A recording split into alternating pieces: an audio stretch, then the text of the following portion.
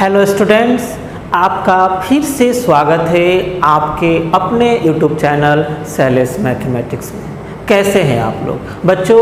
अभी तक हम YouTube पर सिर्फ 12th क्लास का वीडियो अपलोड करते थे, लेकिन आज से हम क्लास 11th को भी शामिल कर दिए हैं। यानी आपको YouTube पर 11th का भी वीडियो धीरे धीरे आपको मिलेगा। हम वीक में सप्ताह में 2 से 3 वीडियो क्लास 11th का भी लेकर आपके लिए उपस्थित होंगे। 11th में कई सेक्शन 11th का होता है, हम सब सेक्शन को बारी बारी से कवर करेंगे, लेकिन सबसे पहले हम ट्रिकोमेट्री सेक्शन को कवर करेंगे। यानी अभी आपको ट्रिकोमेट्री का वीडियो मिलेगा। किसका? ट्रिकोमेट्री का। ट्रिकोमेट्री बहुत ही इम्पोर्टेंट चैप्टर होता है क्लास 11th का। ट्रिकोमेट्री सिर्फ 11th में ही पढ़ना है, पढ़ना 11th में है, यूज जो है वो हम क्लास 12th में करते हैं। यानी पढ़ेंगे 11th में और यूज करेंगे 12th में, इसलिए यह ज़्यादा इम्पोर्टेंट हो जाता है। क्यों? क्योंकि पूरा 12th जो है वह ट्रिकोमेट्री पर ही बेस्ड होता है। और ट्रिकोमेट्री कहाँ पढ़ते हैं हम लोग? 11th में। तो जो 12th में क्लास बच्चे पढ़ रहे हैं उनके लिए भी वीडियो लाभदायक हो जाएगा, और 11th के लिए तो खैर पढ़ना ही पढ़ना है। समझिए, ट्रिकोमेट्री 11th और 12th दोनों के लिए बहुत ही महत्वपूर्ण है। हम यहाँ पर पहले जानेंगे कि ट्रिकोमेट्री क्या है। ट्रिकोमेट्री के अंतर्गत हम लोग कौन कौन सा चैप्टर यानी ट्रिकोमेट्री के सिलेबस को भी यहाँ पर देखेंगे। सबसे पहले ट्रिकोमेट्री होता क्या है यह जानना जरूरी है। जिस चीज़ के बारे में स्टडी करने जा रहे हैं आखिर वो है क्या, पहले ये तो जान ले। ये जो ट्रिकोमेट्री है, ट्रिगोनोमेट्री, यह 3 वर्ड से मिलकर बना है। हिंदी में हम लोग बोलते हैं त्रिकोणमिति। त्रिकोणमिति, त्रि मतलब 3, कोण मतलब जानते ही हैं कोण, मिति मतलब माप, मेजरमेंट। यानी मैथ का वह ब्रांच जिसमें किसी ट्रायंगल के 3 गो एंगल कहाँ होता है? ट्रायंगल में होता है ना।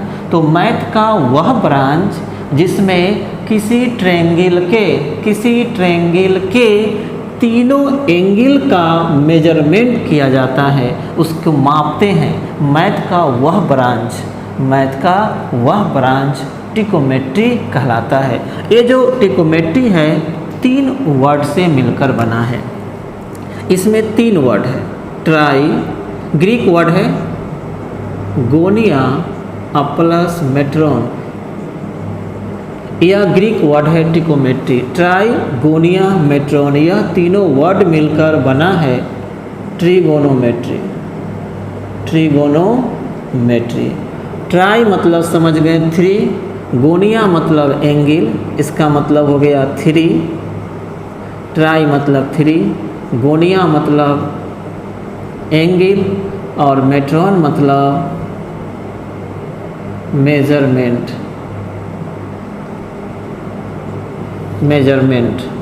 तो 3 एंगल के मेजरमेंट को हम लोग क्या बोलते हैं?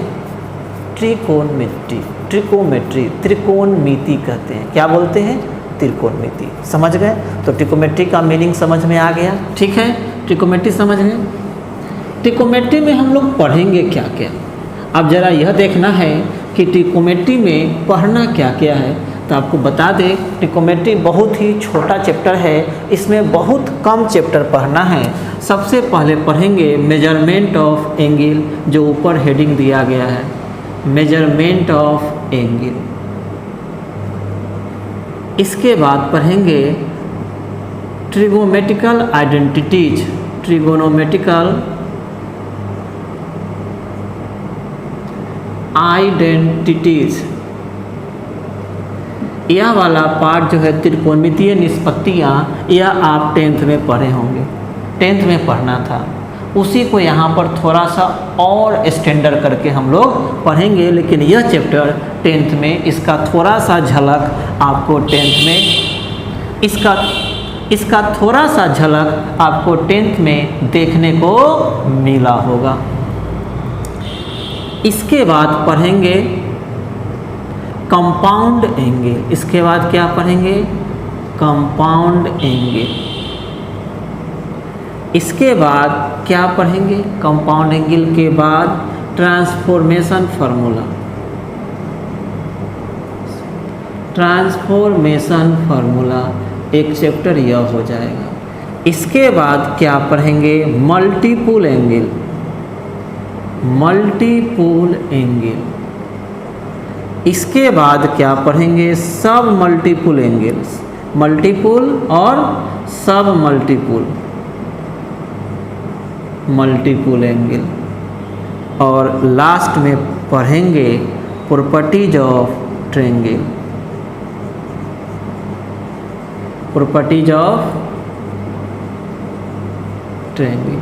तो हम लोग को मोटा मोटी यही 7 चैप्टर ट्रिकोमेट्री में स्टडी करना है, जिसमें कंपाउंड एंगल, ट्रांसफॉर्मेशन, मल्टीपल, यह तीनों ज़्यादा इम्पोर्टेंट होता है। यह हम लोग 10th में थोड़ा बहुत इसका झलक देख चुके हैं। हम यहाँ पर उसको पूरा डीप में, पूरा गहराई से उसको स्टडी करेंगे। तो हम स्टार्ट करते हैं आज से पहला chapter, measurement of angle. Angle का मेजरमेंट। चलिए, एंगल को मेजर करना है, लेकिन सवाल है कि पहले हम जानेंगे तब तो कि एंगल क्या होता है।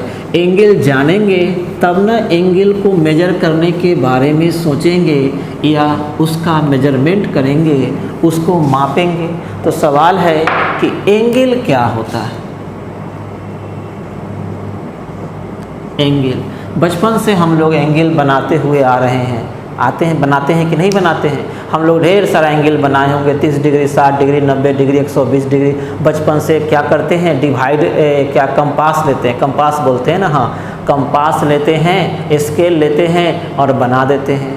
या प्रोटेक्टर से ही बनाते हैं, जिसको हम चांद बोलते हैं। चांद से भी हम लोग एंगल बनाते हैं। बचपन में एंगल बनाने का हम लोग 2 मेथड सीखे थे, एक प्रोटेक्टर से, चांद से, और दूसरा कंपास से। दोनों की मदद से आप एंगल बनाए हैं, खूब एंगल बनाए हैं। हम लोग को यहाँ एंगल बनाना नहीं है, एंगल बनाने का काम तो हम लोग बचपन में ही सीख लिए हैं। हम लोग को यहाँ यह पढ़ना है कि एंगल होता क्या है और एंगल को मेजर कैसे करेंगे। एंगल बनाना नहीं है, एंगल का मेजरमेंट करना है। एंगल किसको कहते हैं? बहुत ही सिंपल डिफिनीशन है। किसी भी 2 लाइन के इंक्लिनेशन, 2 लाइन के बीच के इंक्लिनेशन को एंगल कहा जाता है। कोई भी 2 लाइन जब एक दूसरे को किसी प्लेन पर मिलता है, कोई भी 2 लाइन एक दूसरे को किसी प्लेन पर मिलता है, तो दोनों लाइन के बीच के झुकाव को, 2 लाइन के बीच के झुकाव को, इंक्लिनेशन को एंगल कहते हैं, कोण कहते हैं। जैसे इस बोर्ड पर आप कोई 2 लाइन खींचिए, कोई भी 2 लाइन जो इंटरसेक्ट करता हो, मिलता हो, जैसे एक लाइन और एक लाइन, देखिए यह दोनों लाइन इंटरसेक्ट किया, तो दोनों लाइन के बीच के झुकाव को, बीच के इंक्लिनेशन को हम लोग एंगल कहते हैं, कोण कहते हैं। और हम इसको थीटा से, अल्फा से, बीटा से, गामा से, इंग्लिश अल्फ़ाबेट के कैपिटल लेटर से ढेर सारा रिप्रेजेंट करने का तरीका है। हम लोग बहुत सारा सिंबल यूज करते हैं एंगल को मेजर करने में। तो एंगल समझ गए, एंगल क्या होता है?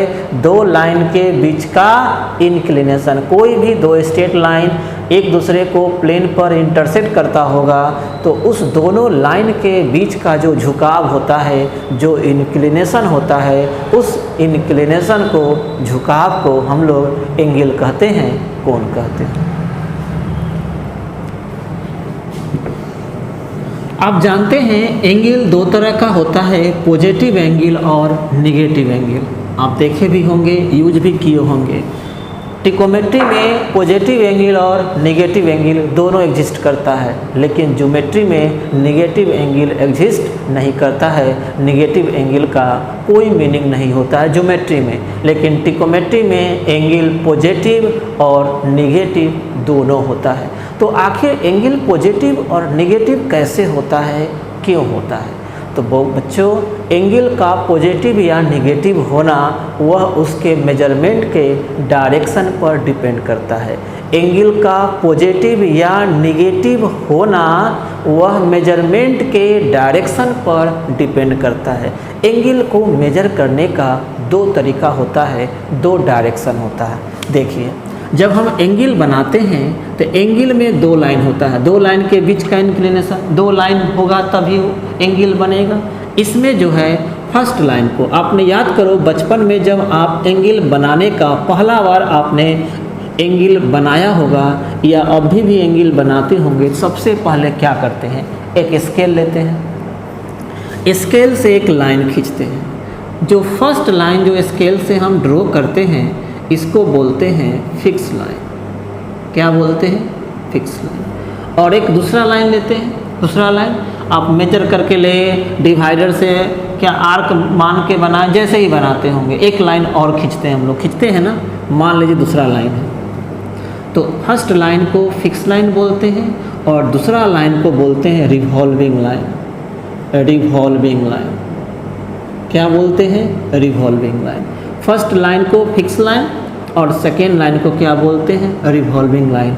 और फिक्स लाइन से हम लोग रिवॉल्विंग लाइन की ओर एंगल को मेजर करते हैं। जब भी एंगल का मेजरमेंट होगा तो फिक्स लाइन से रिवॉल्विंग लाइन की ओर, और यही जो इंक्लिनेशन है इसको एंगल कहते हैं।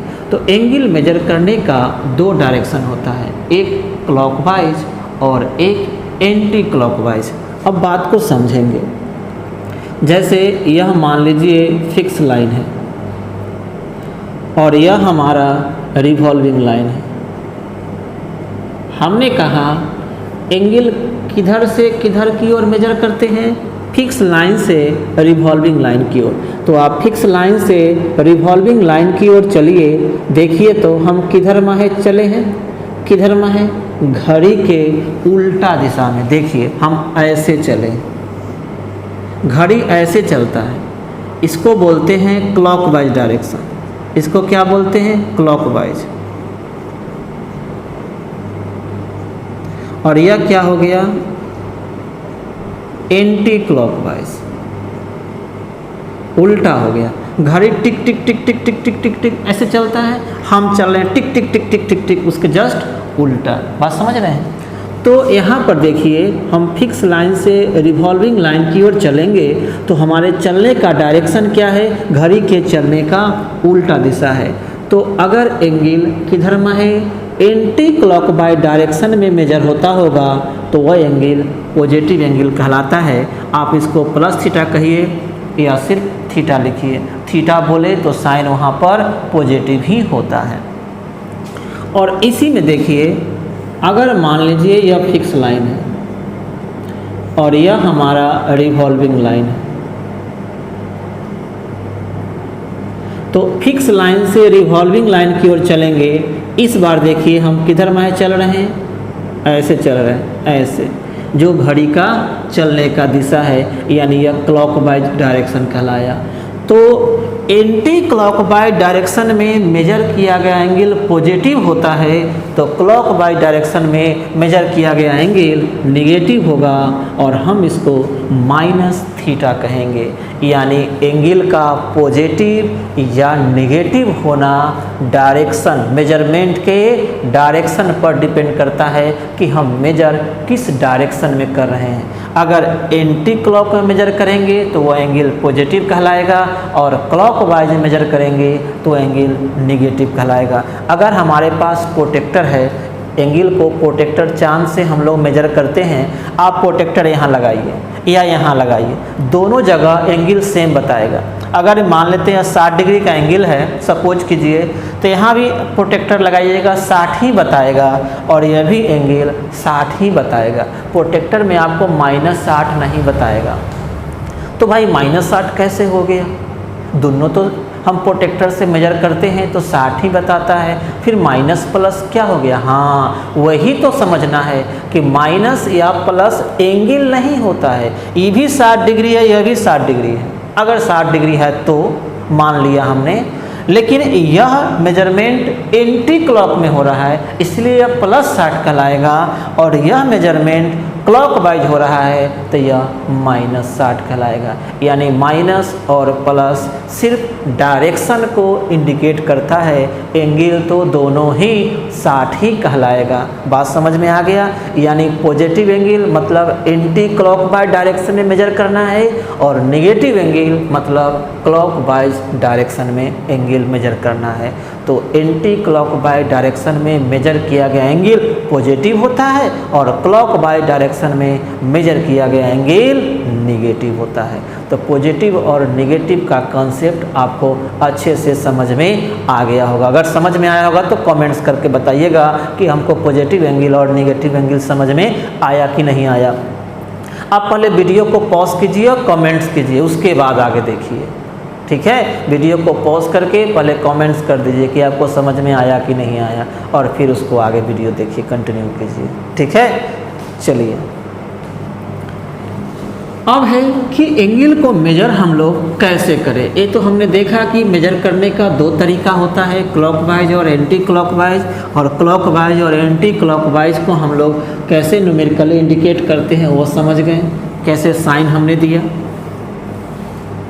अब है कि एंगल को मेजर कैसे करते हैं। तो बाबू आप जानते हो किसी भी चीज़ को मेजर करने का ढेर सारा सिस्टम होता है, ढेर सारा तरीका होता है। जैसे हम छोटा सा एग्जाम्पल आपको लेकर बताते हैं, डिस्टेंस दूरी होता है ना, दूरी को हम लोग कितना तरह से मेजर करते हैं कि नहीं करते हैं। कुछ स्टैंडर्ड तरीका होता है, कुछ जो है वो स्टैंडर्ड तरीका नहीं भी होता है। जैसे आप बोलचाल की भाषा में बोलते हैं, अगर रूम को नापना है तो आप बोल सकते हैं 100 हाथ है, 100 हाथ से नाप देते हैं।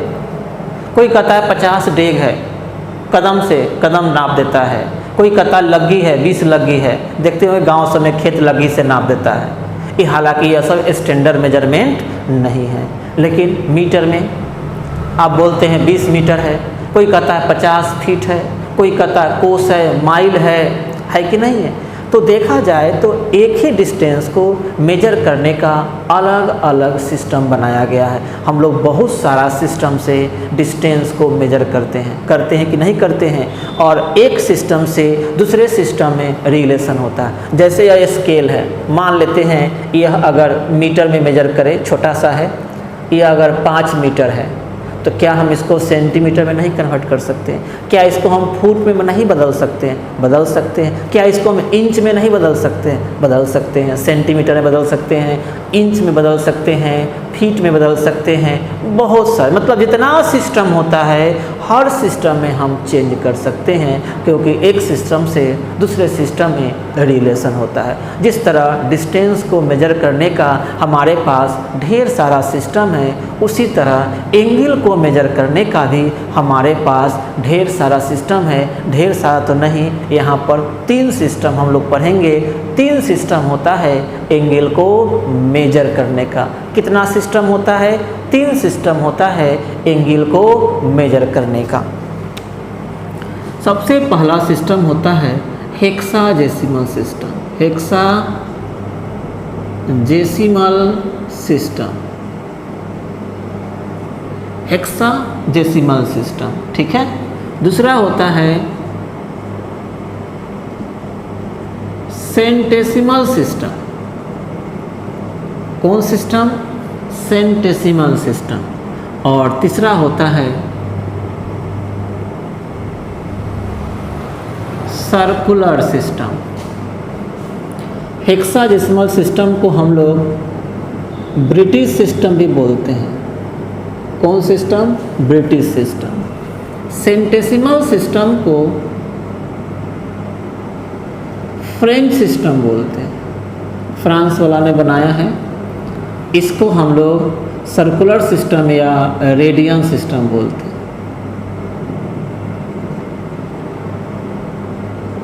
सर्कुलर सिस्टम या रेडियन सिस्टम, सबका एक सरनेम है, ठीक है। हेक्साडेसिमल या ब्रिटिश सिस्टम कहिए, सेंटेसिमल फ्रेंच सिस्टम, फ्रेंच वाला ने बनाया, उसको ब्रिटिश वाला ने बनाया। इसको कौन बनाया यह नहीं बताया गया है। शायद लगता है इंडिया वाला बनाया होगा। क्या नाम खाली है तो अपना नाम लिख दीजिए। क्या जाता है? कुछ जाता है? नहीं जाता है। चलिए, तो यहाँ पर एंगल को मेजर करने का हमारे पास 3 सिस्टम है। System of measurement of angle में क्या क्या आ जाएगा, हेक्साडेसिमल, सेंटेसिमल और सर्कुलर सिस्टम। हम लोग तीनों सिस्टम को पहले बारी बारी से पढ़ेंगे, उसके बाद तीनों सिस्टम में फिर हम लोग रिलेशन एस्टेब्लिश करेंगे कि आखिर तीनों सिस्टम में क्या रिलेशन होता है। तो सबसे पहले हम लोग पढ़ेंगे हेक्साडेसिमल सिस्टम। लेकिन सिस्टम को पढ़ने से पहले आपको हम एक चीज़ बता दें पहले, राइट एंगल। कोई बता सकता है एक राइट एंगल किसको बोलते हैं?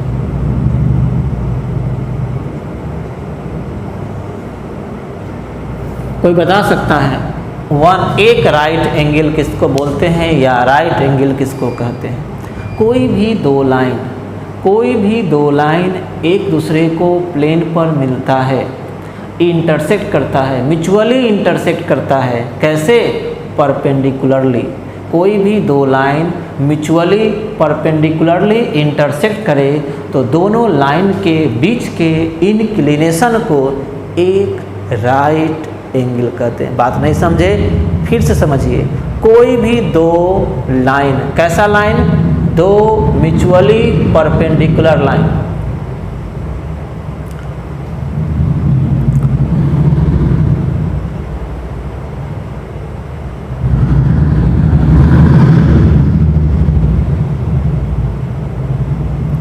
कोई भी दो लाइन, कैसा दो लाइन?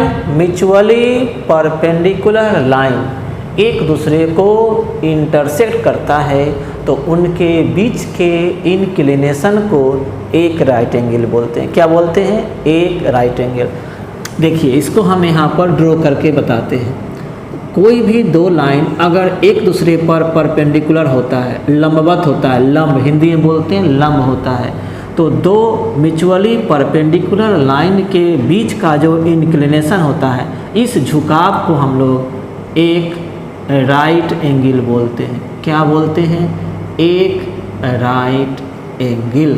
ये भी एक राइट एंगल कहलाता है, ये भी एक राइट एंगल। तो हम लोग बोल सकते हैं एक स्ट्रेट लाइन पर कितना एंगल बनता है? दो राइट एंगल का एंगल बनता है। कितना?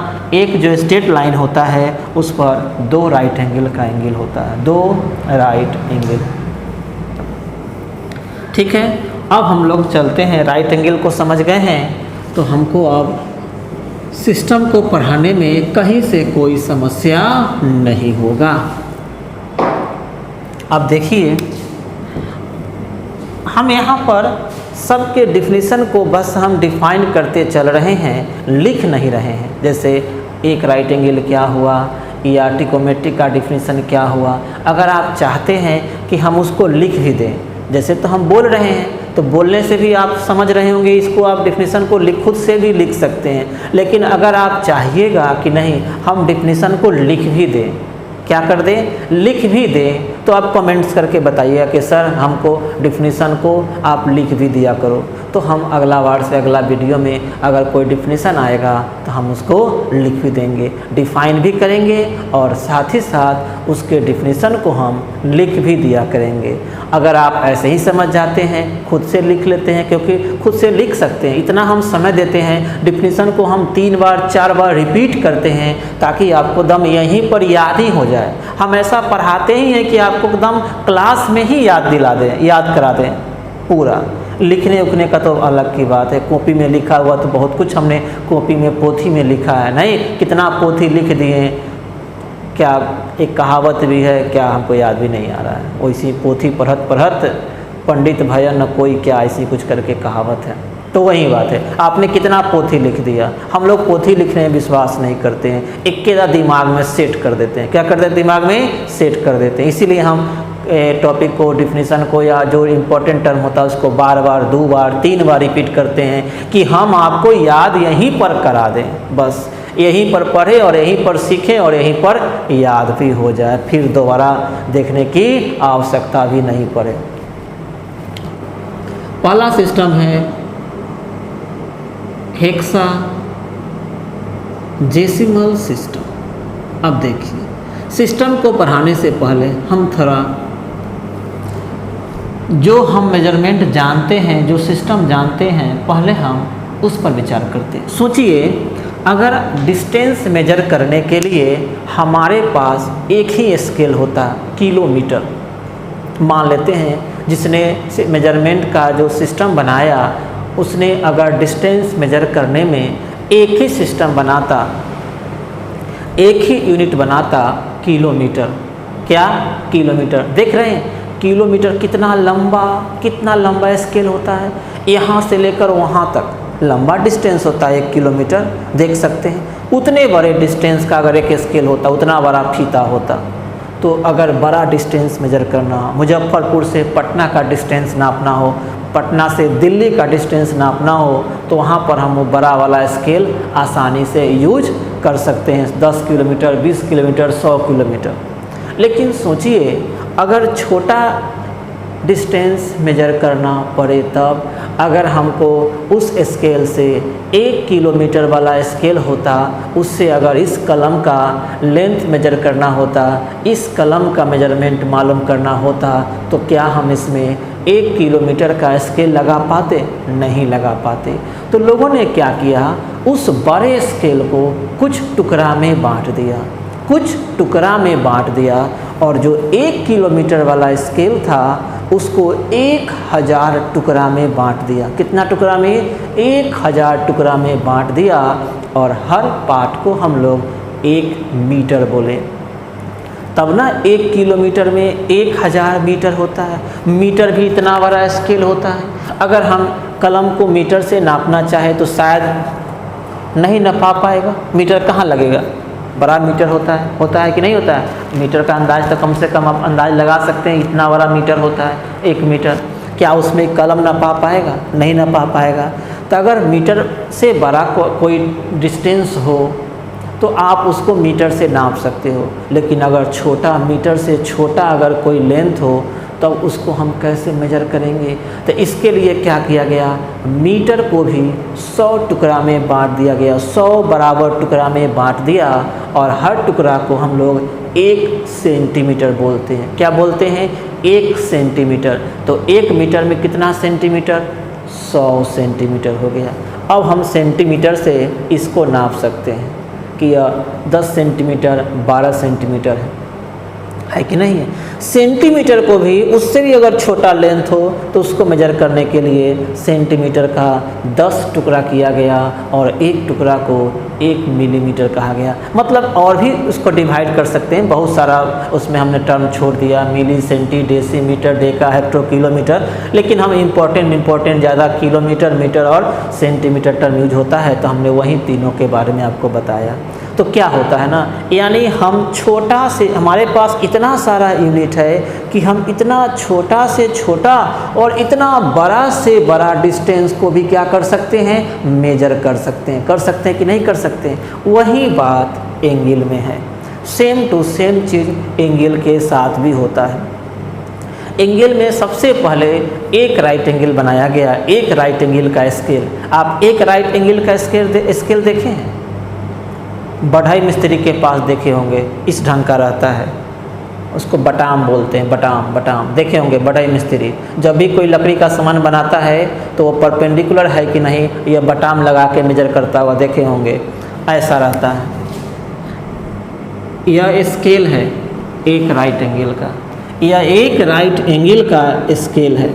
सोचिए, अगर हमारे पास सिर्फ यही स्केल होता एंगल को मेजर करने का, तो हम राइट एंगल से बड़ा एंगल मेजर कर सकते हैं, 1 right angle, 2 right angle, 3 right angle.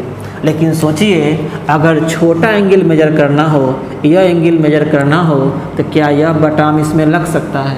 क्या यह स्केल से हम इसको मेजर कर सकते हैं? कभी नहीं। कैसे लगाइएगा स्केल? इसमें लगेगा ही नहीं। यानी राइट एंगल वाला स्केल को अगर हम रखें तो उससे छोटा एंगल मेजर नहीं हो पाएगा। ऐसा ब्रिटिश के लोगों ने सोचा कि क्यों ना हम इसको कुछ टुकड़ा में बांट दें। जैसे फिजिक्स वाला ने डिस्टेंस मेजर करने के लिए बहुत सारा टुकड़ा, किलोमीटर को बहुत सारा टुकड़ा में बांटा, वैसे ही तो यहाँ पर राइट एंगल है, यह बहुत बड़ा एंगल है, क्यों ना इसको हम टुकड़ा टुकड़ा में बांट दें। तो ब्रिटिश वालों ने क्या किया, एक राइट एंगल को 90 टुकड़ा में बांटा। एक राइट एंगल को कितना टुकड़ा में? 90 टुकड़ा में बांटा और हर एक टुकड़ा को एक राइट एंगल कहा। हर एक टुकड़ा, हर एक पार्ट एक क्या कहलाया? हर एक टुकड़ा को उसने डिग्री कहा। क्या बोला? डिग्री। तो एक राइट एंगल में कितना डिग्री हो गया? 90 डिग्री। अभी गिनिएगा मत कि 90 को नहीं हुआ, इसी तरह से हमने डिवाइड कर दिया, इसमें 90 टुकड़ा किया। एक राइट एंगल को हमने कितना इक्वल पार्ट्स में? 90 इक्वल पार्ट्स में डिवाइड कर दिया और हर पार्ट को एक डिग्री बोला। क्या बोला? एक डिग्री। तो एक राइट एंगल बराबर कितना डिग्री? 90 डिग्री। ये जीरो ऊपर लिखते हैं, इसको डिग्री पढ़ते हैं। क्या पढ़ते हैं? डिग्री। तो एक राइट एंगल बराबर 90 डिग्री। डिग्री भी बड़ा एंगल हो गया, उससे छोटा एंगल को मेजर करना हो तो इस डिग्री को भी हमने 60 इक्वल पार्ट्स में, कितना? 60 इक्वल पार्ट्स में डिवाइड कर दिया और हर पार्ट को मिनट कहा। क्या बोला? मिनट। तो एक डिग्री में कितना मिनट? 60 मिनट। ऐसे वो डैश देते हैं, इसको मिनट बोलते हैं। तो एक राइट एंगल को कितना टुकड़ा किया हमने? 90 टुकड़ा किया और हर टुकड़ा को क्या बोला? डिग्री बोला। फिर प्रत्येक डिग्री को हमने कितना टुकड़ा? 60 इक्वल पार्ट्स में डिवाइड किया और हर पार्ट को मिनट कहा। तो एक डिग्री में कितना मिनट? 60 मिनट। और फिर हर मिनट को, मिनट वाले को भी हमने 60 इक्वल पार्ट्स में डिवाइड कर दिया और हर पार्ट को सेकेंड कहा। तो एक मिनट में कितना सेकेंड? 60 सेकेंड। घड़ी की तरह हो गया। फिर से समझिए, एक राइट एंगल को कितने इक्वल पार्ट्स में? 90 टुकड़ा में बांटा गया। 90 इक्वल पार्ट्स में डिवाइड कर दिया और हर पार्ट को एक डिग्री कहा। यानी एक राइट एंगल को कितना पार्ट्स में? 90 पार्ट्स में बांटा गया और हर पार्ट को क्या बोला गया? डिग्री। तो एक राइट एंगल में 90 डिग्री। हर डिग्री को हमने क्या किया? 60 इक्वल पार्ट्स में डिवाइड किया और हर पार्ट को क्या बोला? एक मिनट कहा। तो एक डिग्री में 60 मिनट और हर मिनट को कितना टुकड़ा में? 60 टुकड़ा में डिवाइड किया। तो हर मिनट में, एक मिनट में कितना सेकेंड? 60 सेकेंड हो गया। समझ में आ गया? तो हेक्साडेसिमल सिस्टम को हम लोग यही बोलते हैं। हेक्साडेसिमल सिस्टम में एक राइट एंगल में 90 डिग्री, एक डिग्री में 60 मिनट और एक मिनट में कितना? 60 सेकेंड होता है। ठीक है, तो आज के वीडियो में बस एक ही सिस्टम को स्टडी करते हैं। बाकी दोनों सिस्टम हम अगला वीडियो में लेकर आपके लिए उपस्थित होंगे। तब तक आप एंजॉय कीजिए। धन्यवाद।